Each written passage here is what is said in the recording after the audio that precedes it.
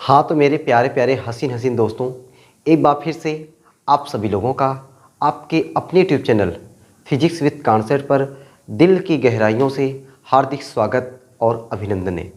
तो दोस्तों, आज की इस सुपर डुपर क्लास में हम सभी लोग एक बहुत ही छोटा सा टॉपिक देखने वाले हैं और उस टॉपिक का नाम है कि वैद्युत द्विध्रुव के कारण, ठीक ना, वैद्युत द्विध्रुव के कारण निरक्षीय स्थिति में कोनो बिंदु पर विभव कैसे निकालते हैं। ठीक है, वैद्युत द्विध्रुव के कारण निरक्षीय स्थिति में विभव कैसे निकालते हैं, इस क्लास में हम सभी लोग सीखने वाले हैं। आओ देखो कितने प्यार से, कितने आसान तरीके से मैं आपको सिखाता हूं कि आप समझ नहीं पाओगे कि यार इतना आसान भी हो सकता है क्या।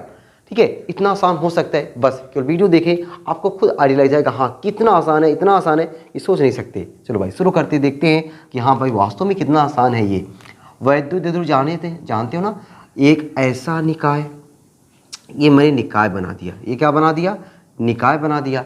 ऐसा निकाय जिसमें दो बराबर व विपरीत आवेश, देखो ये माइनस है तो ये प्लस है, तो ये बराबर व विपरीत आवेश हो गए।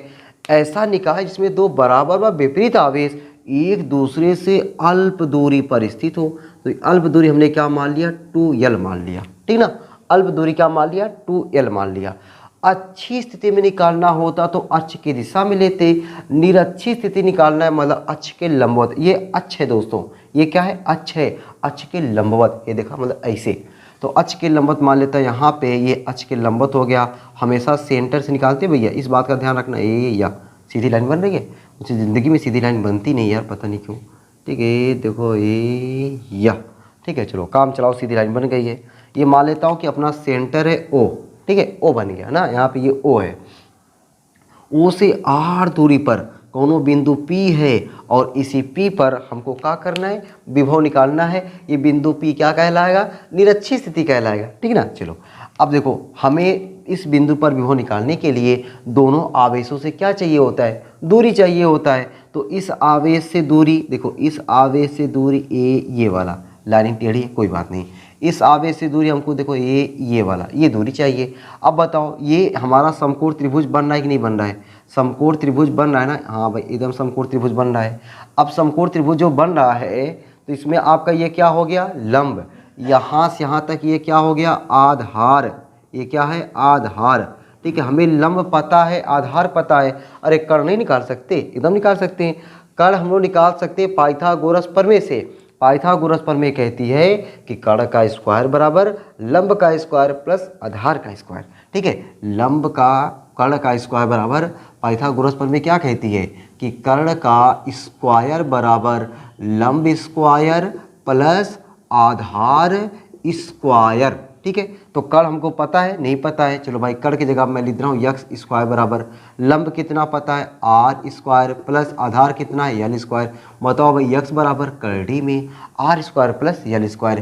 तो हमको कर्ण मिल गया कि नहीं मिल गया, एकदम मिल गया। कितना मिला, करड़ी में R square plus L square. ठीक है, तो यहाँ पे हम लोग मनवा का लिख दें कि ये मान है हमारा करड़ी में R square plus L square, और ये भी मनवा हमारा है करड़ी में R square plus L square.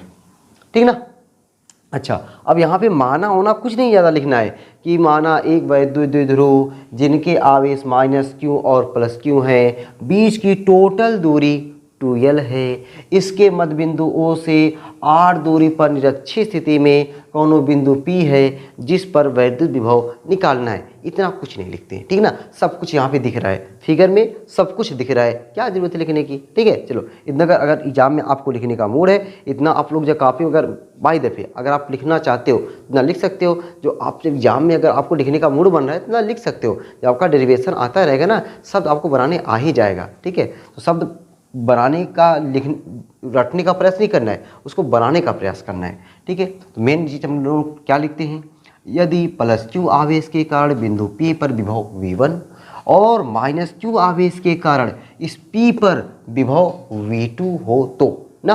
चलो भाई लिख लेता हूँ, यदि +q आवेश के कारण, +q आवेश के कारण बिंदु P पर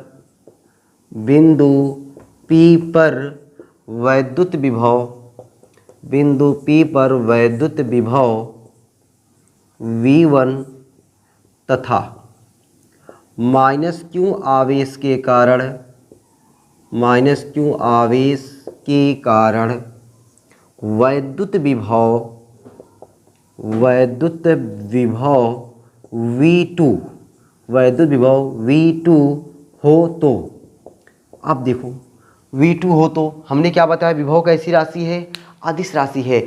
अदिश राशि इसको आप डायरेक्टली जोड़ सकते हो, V बराबर V1 प्लस V2। लेकिन तीव्रता में ऐसा होता था नहीं, हम लोग दिशा देखते थे, एक कई दिशा में होते थे तब जोड़ते थे, अलग अलग दिशा में होते तो घटा देते थे।